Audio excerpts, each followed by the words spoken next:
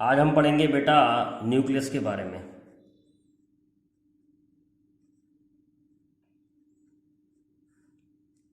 सबसे पहले हम देखते हैं size of nucleus.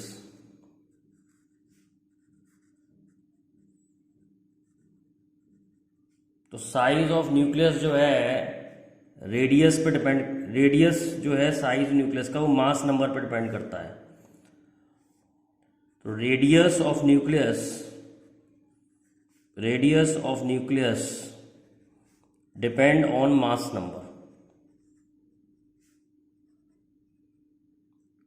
Radius of nucleus depends upon mass number.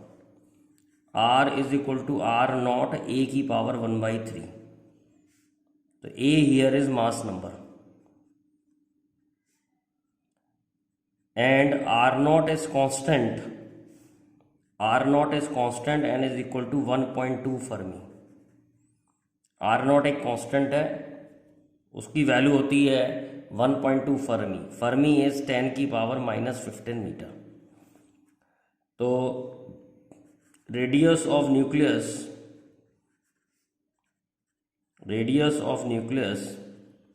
Is of order of 10 की power -15 metre and size of atom is of order of 10 की power -10 metre. तो nucleus का रेडियस 10 की पावर -15 मीटर यानी कि फर्मी होता है, Fermi के ऑर्डर का होता है। अब हम प्रूव करेंगे कि density of nucleus remain constant. Density of nucleus remain constant. Nucleus की डेंसिटी कांस्टेंट रहती है, does not depend upon mass number. Density of nucleus remain constant, तो न्यूक्लियस की डेंसिटी जो है वो कांस्टेंट रहती है, इसे प्रूव करना है। तो we know formula of density is mass upon volume. Density is mass upon volume. So first we will find the mass of nucleus.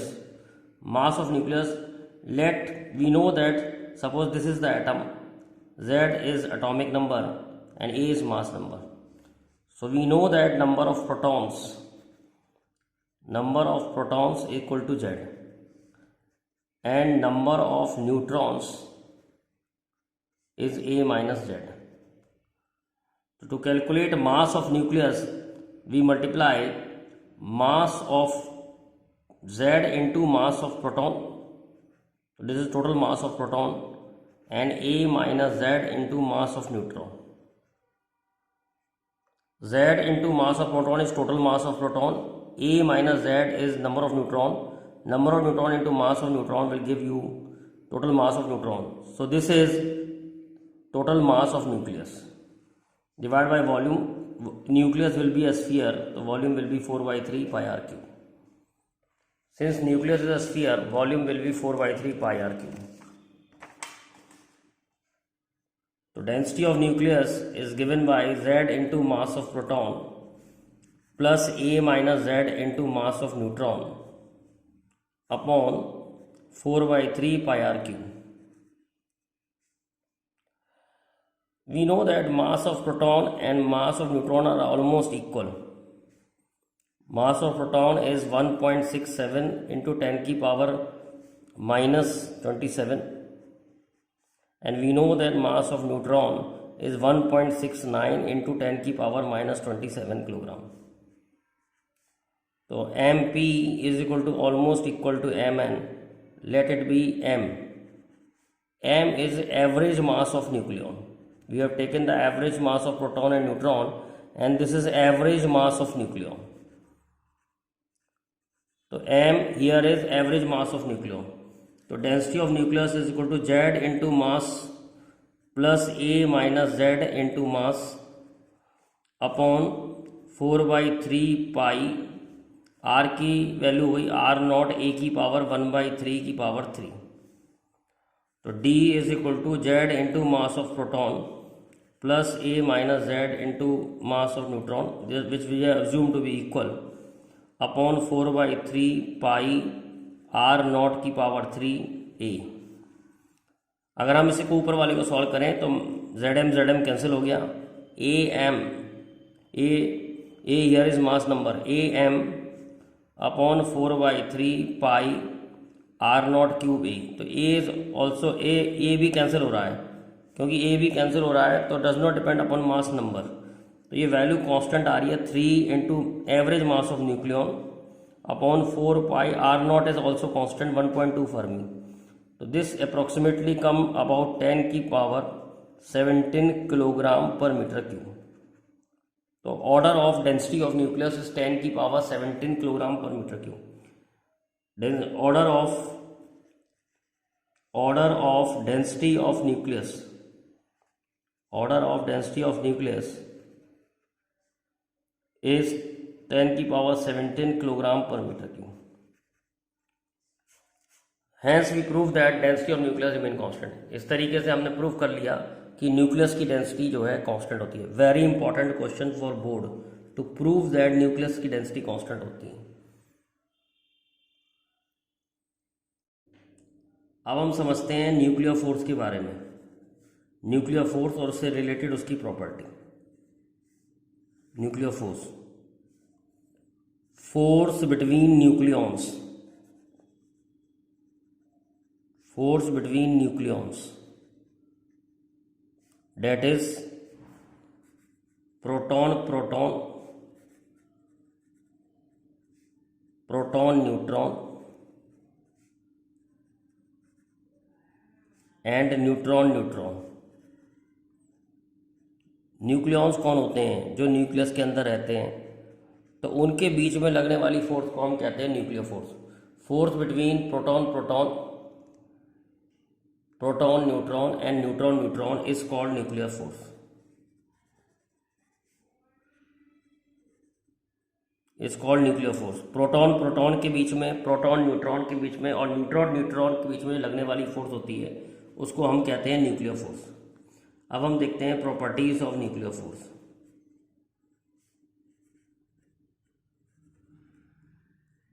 Properties of nuclear force,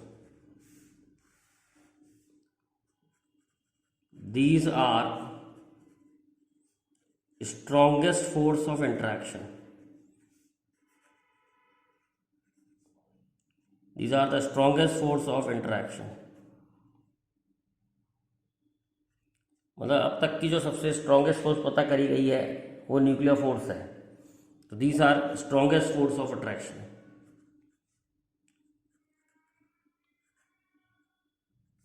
they are short range force, ये बहुत छोटी range की force होती है। They act up to nuclear distance only, that is 10 की power -15 metre. तो ये -15 metre, -14 metre की रेंज में रहती हैं। इसके बाद न्यूक्लियर फोर्स खत्म हो जाती है, यानी न्यूक्लियस के बाहर न्यूक्लियर फोर्स नहीं होती। Third, they are charge and mass independent, they are charge and mass independent. Charge और मास पे डिपेंड नहीं करती हैं। न्यूक्लियर फोर्स जो है चार्ज और मास पे डिपेंड नहीं करती हैं। जितनी दो प्रोटॉन के बीच में होती है उतनी ही प्रोटॉन न्यूट्रॉन के बीच में होती है, और उतनी ही न्यूट्रॉन और न्यूट्रॉन के बीच में होती है। यानी प्रोटॉन के बीच में भी उतनी होती है, प्रोटॉन न्यूट्रॉन के बीच में भी होती है, न्यूट्रॉन के बीच में भी होती है। तो ये न्यूक्लियर फोर्स के बारे में है।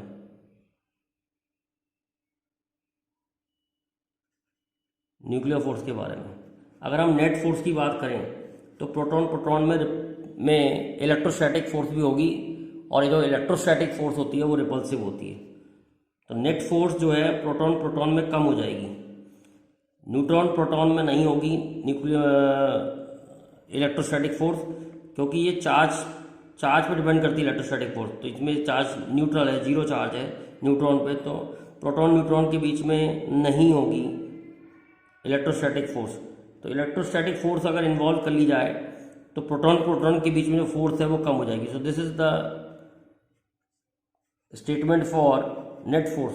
तो नेट फोर्स प्रोटॉन प्रोटॉन के बीच में कम होती है प्रोटॉन न्यूट्रॉन के मुकाबले में। तो इसमें दो फोर्स हैं प्रोटॉन प्रोटॉन में, मतलब न्यूक्लियर फोर्स से ये अट्रैक्ट कर रहा है, इलेक्ट्रोस्टैटिक फोर्स से रिपेल कर रहा है। तो नेट फोर्स जो है थोड़ी कम हो जाएगी प्रोटॉन प्रोटॉन के बीच में। तो this is an important, it is asked in different exams. ये जो स्टेटमेंट है ये डिफरेंट एग्जाम्स में पूछा गया है। और देखते हैं nuclear force is attractive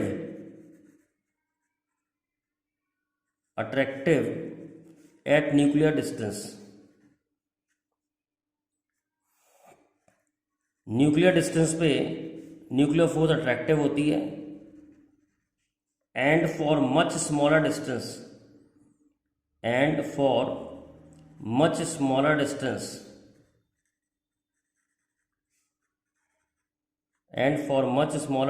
they become repulsive। Smaller distance के लिए ये रिपल्सिव हो जाती है।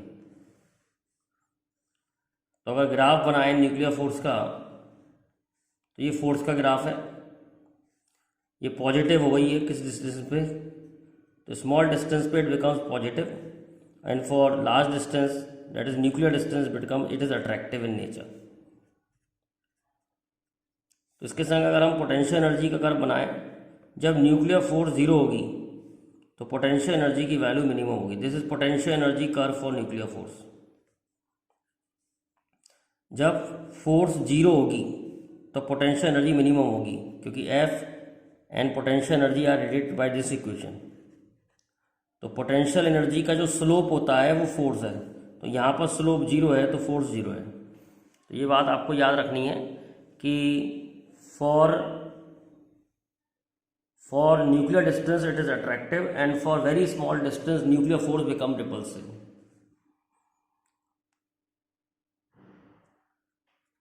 Next point is it is spin dependent force।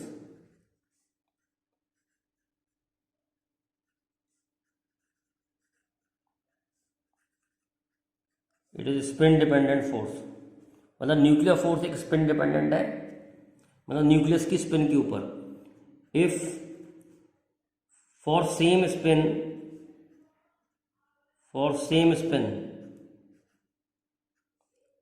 it is more, and for opposite spin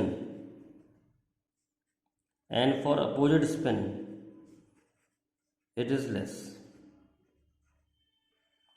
तो ये न्यूक्लियर फोर्स के बारे में बताया है। न्यूक्लियर फोर्स जो है स्पिन डिपेंडेंट फोर्स भी है। अगर न्यूक्लियॉन्स की स्पिन सेम है तो ये ज़्यादा हो जाएगी, और अगर अपोजिट स्पिन है तो ये कम हो जाएगी।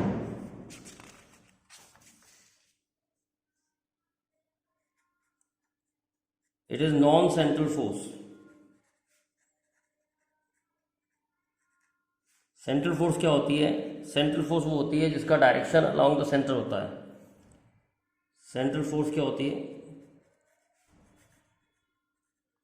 Direction is along the line joining the center।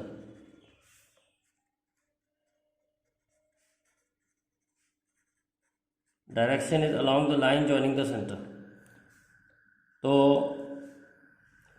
जिनका डायरेक्शन along the center होता है उसे सेंट्रल फोर्स कहते हैं। पर न्यूक्लियर फोर्स ऐसी नहीं होती, it is non central force. तो न्यूक्लियर फोर्स जो है वो नॉन सेंट्रल फोर्स है। 9 प्रॉपर्टी देखते हैं। Nuclear force does not follow inverse square law. Does not follow inverse square law. जैसे और अदर फोर्स होती हैं they follow inverse square law, पर nuclear force does not follow inverse square law. मतलब force inversely proportional to square of distance. तो nuclear force इस type की नहीं होती, इसका जो वेरिएशन है वो हमने आपको दिखाया था कि न्यूक्लियर फोर्स कैसे वेरी करती है, ग्राफ से दिखाया था कि for large distance it is attractive and for very small distance it is repulsive. तो ये न्यूक्लियर फोर्स जो है इनवर्स स्क्वायर लॉ को फॉलो नहीं करती। अब हम एक नया टॉपिक देखते हैं न्यूक्लियस में, mass defect.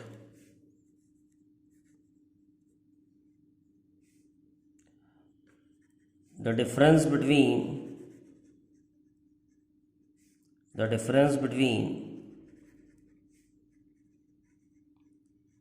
calculated mass and actual mass of nucleus is called mass defect.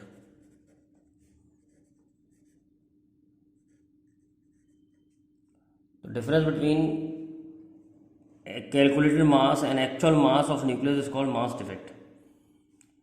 तो अगर हम न्यूक्लियस का मास कैलकुलेट करें, Z into mass of proton, Z क्या है, proton, number of proton into mass of proton, और ए minus Z होता है number of neutron into mass of neutron. तो हमें क्या मिलेगा, कैलकुलेटेड मास मिल जाएगा न्यूक्लियस का। लेकिन जब हमने एक्चुअल मास लिया न्यूक्लियस का तो वो कम था। तो इन दोनों के डिफरेंस को हम कहते हैं, ये एक्चुअल मास है, तो इन दोनों के डिफरेंस को हम कहते हैं मास डिफेक्ट। तो कैलकुलेटेड मास, ये कैलकुलेटेड मास है and this is actual mass of nucleus. तो difference between calculated mass and actual mass of nucleus is called mass defect. अब ये मास कहाँ गया, द लॉस्ट मास, ये मास कुछ जो लॉस्ट हुआ है, the lost mass is converted, lost mass is converted into energy called binding energy। ये जो लॉस्ट मास है ये एनर्जी में कन्वर्ट हो जाता है, जिसे हम कहते हैं बाइंडिंग एनर्जी। ये जो मास हम निकालते हैं, मास डिफेक्ट, ये होता है AMU में। तो you should know what is AMU। 1 AMU is also known as atomic mass unit. It is 1/12 of mass of carbon 12। तो कार्बन 12 का जो 1/12 मास है उसको हम कहते हैं 1 AMU। 1 AMU is approximately same as proton, almost 1.67 10 की पावर -27 किलोग्राम। अब हमें ये मालूम है कि मास जब एनर्जी में कन्वर्ट होता है तो उससे कितनी एनर्जी निकलती है, तो E = mc²। तो मास जब एनर्जी में कन्वर्ट होता है तो उससे कितनी एनर्जी निकलती है, E = mc²। m मास है, c स्पीड ऑफ लाइट है। This is Einstein mass energy relation. तो अगर कोई मास एनर्जी में कन्वर्ट होता है तो उससे इतनी एनर्जी निकलती है, E = mc²। अगर ये वाला मास एनर्जी में कन्वर्ट होगा तो इससे कितनी एनर्जी निकलेगी, 1.67 10 की पावर -27, 3 × 10 की पावर 8 का स्क्वायर। तो ये एनर्जी आ जाएगी जूल में। इसको इलेक्ट्रॉन वोल्ट में कन्वर्ट करने के लिए हमें 1.6 10 की पावर -19 से डिवाइड करना पड़ेगा, तो ये इलेक्ट्रॉन वोल्ट में आ गई।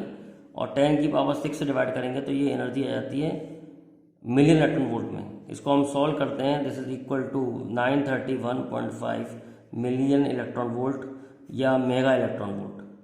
तो 1 AMU equivalent to 931.5 million electron volt. इतनी एनर्जी मिलती है 1 AMU से। 1 AMU से हमें इतनी एनर्जी मिलती है 931.5 मिलियन इलेक्ट्रॉन वोल्ट। अब हम दो चीज़ें और सीखेंगे। अब हम सीखेंगे बाइंडिंग एनर्जी।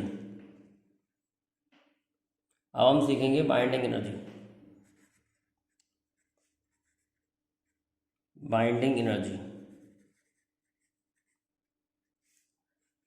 energy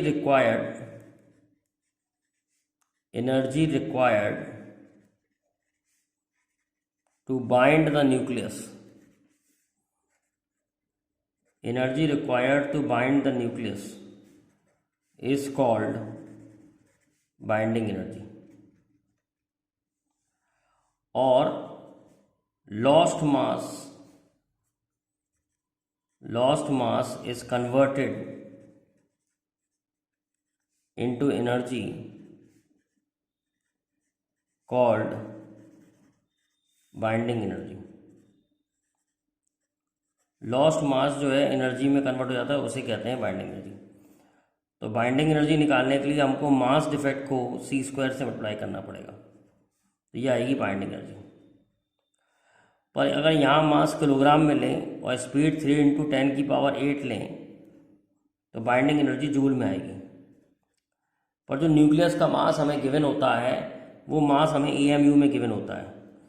तो बाइंडिंग एनर्जी अगर हम मास AMU में लेते हैं तो हमें सीधा 931.5 से मल्टीप्लाई कर दिया जाना चाहिए। तो ये AMU में और 1 AMU 931.5 million electron volt energy होती है, तो बाइंडिंग एनर्जी यहाँ से मिलियन इलेक्ट्रॉन वोल्ट में आ जाएगी। तो हम ये यूज़ करेंगे बाइंडिंग एनर्जी के लिए, जो हम फॉर्मूला यूज़ करेंगे डेल्टा M × 931.5, सीधा बाइंडिंग एनर्जी जो है मिलियन इलेक्ट्रॉन वोल्ट में आएगी। अब हम एक और समझते हैं concept binding energy per nucleon.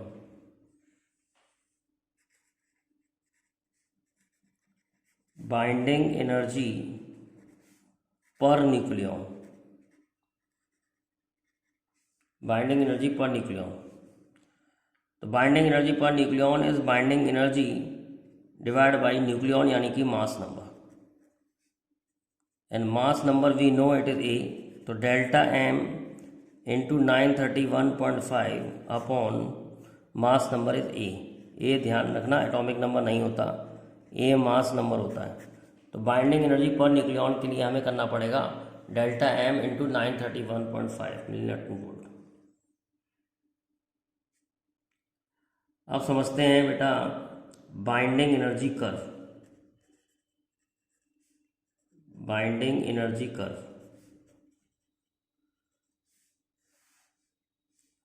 Graph between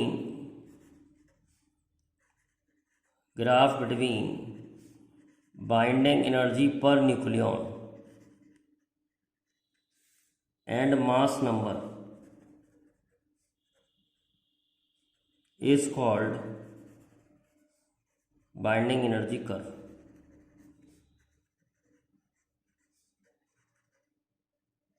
graph between binding energy per nucleon and mass number is called binding energy curve. ये कर्व कुछ ऐसा आता है।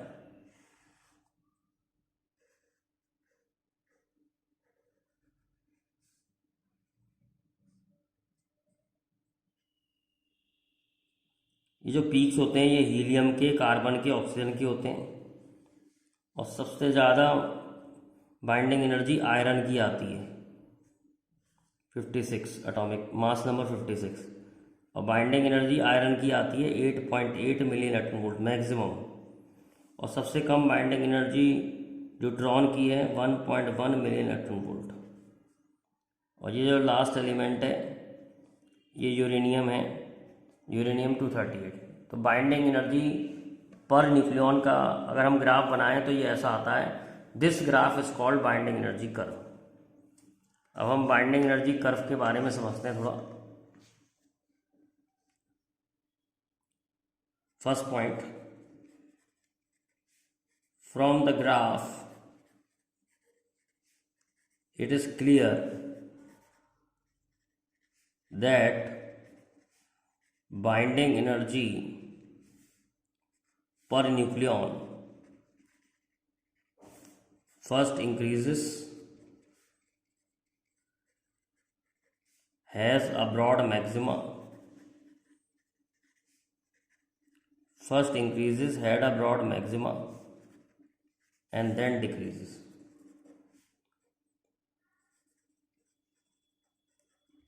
Second point, more is binding energy per nucleon, more stable is the nucleus.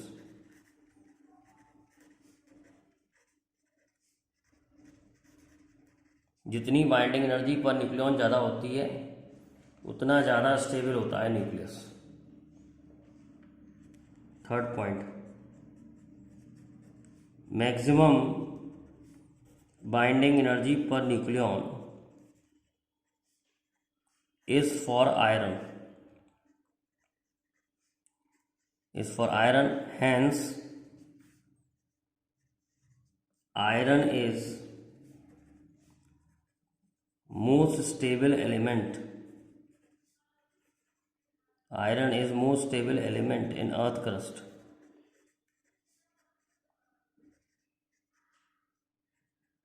Minimum binding energy iron की होती है 8.8 million Newton volt, learn कर सकते हैं। Minimum binding energy per nucleon, minimum binding energy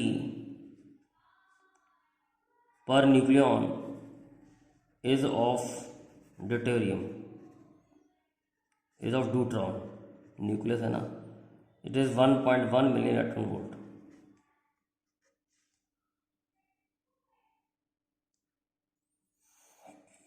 अब बाइंडिंग एनर्जी कर्व में हमने कुछ पीक देखे थे, हीलियम कार्बन ऑक्सीजन के पीक आए थे, और हमें ये मालूम है कि जितनी बाइंडिंग एनर्जी पर न्यूक्लियन ज़्यादा होती है उतना ज़्यादा स्टेबल होता है nucleus. Peaks of helium carbon oxygen show that they are more stable than their neighboring nuclei.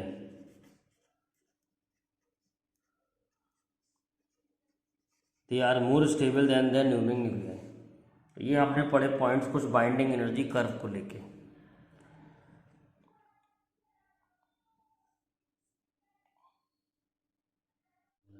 अब हम देखते हैं बेटा कुछ न्यूमेरिकल न्यूक्लियस के ऊपर। पहला question, calculate radius of nucleus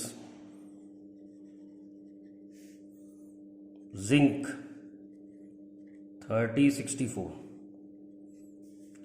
तो रेडियस ऑफ न्यूक्लियस का फॉर्मूला पढ़ा था R0 A की पावर 1/3। अब आपको एक ही बात याद रखनी है, ए यहाँ पर एटॉमिक नंबर नहीं होता है, मास नंबर होता है, और R0 की वैल्यू थी 1.2 फर्मी, तो 64 की पावर 1/3, तो R की वैल्यू आ गई 1.2, 64 का क्यूब रूट हो गया 4, तो 4.8 Fermi.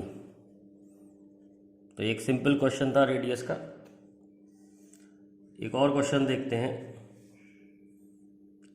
Find ratio of radii of nucleus aluminium and tellurium.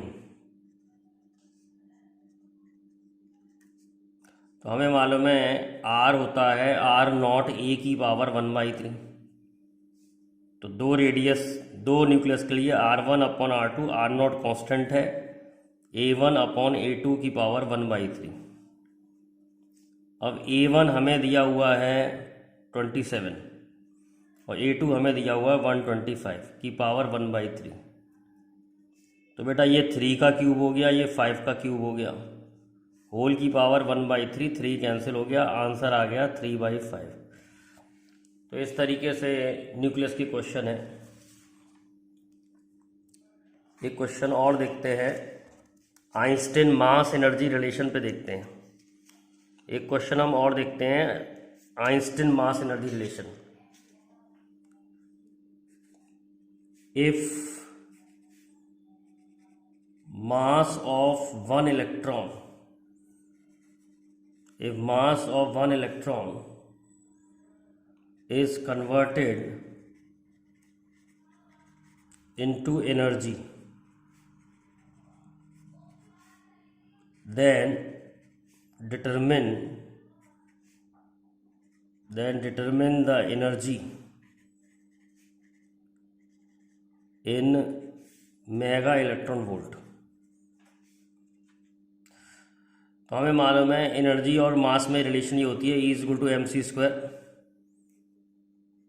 और मास जो होता है इलेक्ट्रॉन का 9.1 10⁻31। सी स्पीड ऑफ लाइट होती है 3 × 10⁸ का स्क्वायर अपॉन। अब ये जो आंसर आ रहा है, ये जो आंसर आएगा, ये आएगा आपका जूल में, और हमें 1 इलेक्ट्रॉन वोल्ट होता है 1.6 × 10⁻19 जूल। तो पहले इसे इलेक्ट्रॉन वोल्ट में कन्वर्ट कर लेते हैं डिवाइड करके, लेकिन आंसर चाहिए मेगा इलेक्ट्रॉन वोल्ट में, तो मेगा के लिए भी डिवाइड बाई 10⁶। तो ये सॉल्व करेंगे तो ये आ जाएगा 0.51 मेगा इलेक्ट्रॉन वोल्ट। ये आप करके देख लें, मैंने डायरेक्ट लिख दिया है। बहुत सिंपल कैलकुलेशन है। अगर करना क्या दिखाऊं तो देखो कैसे करेंगे। 9.1 × 9 1.6, ओके।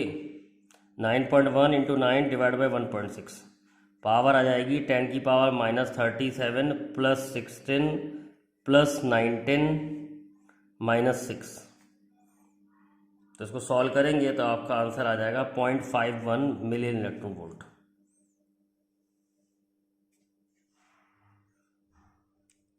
तो सिंपल फॉर्मूले का क्वेश्चन था, E = mc²।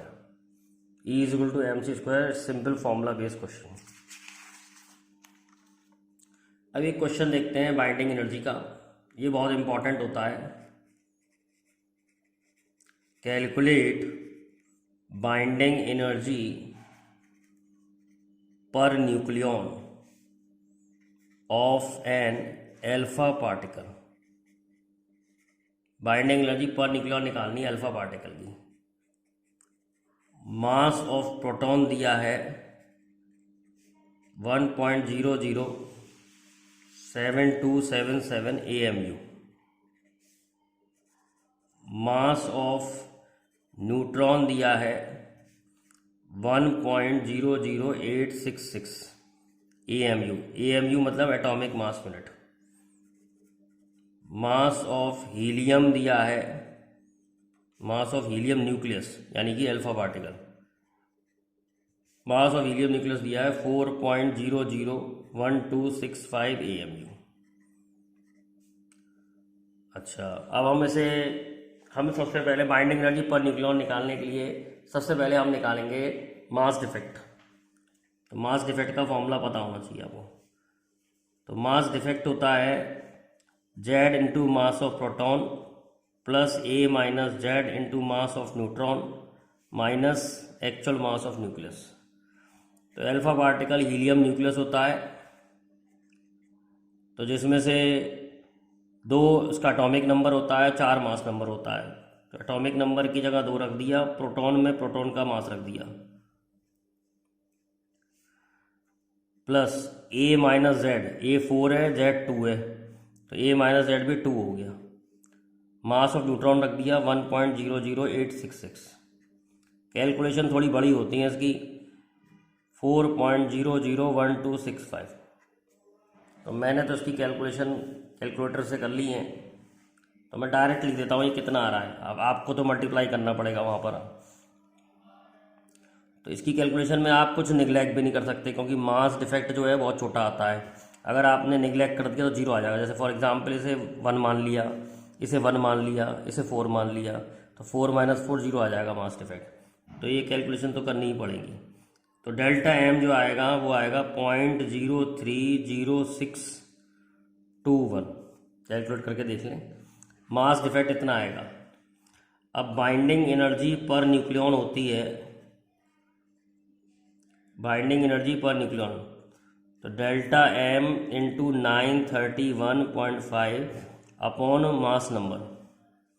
तो डेल्टा M आया 0.03061 into 931.5 divide by mass number है 4। तो ये आप कैलकुलेट करोगे तो ये आती वैल्यू 7.10525 मिलियन इलेक्ट्रॉन वोल्ट। बेटा ये अप्रॉक्सीमेट लिखा है मैंने, आप अपने तरीके से कर लें। मतलब बाइंडिंग एनर्जी पर न्यूक्लियन निकालने के लिए सबसे पहले क्या निकालना पड़ता है? सबसे पहले निकालना पड़ता है मास डिफेक्ट। फिर सीधा सीधा फॉर्मूला है बाइंडिंग एनर्जी पर न्यूक्लियन निकालने के लिए, ये वैल्यू सीधा मिलियन इलेक्ट्रॉन वोल्ट में आती है। डेल्टा एम इंटू 931 क्यों आती है?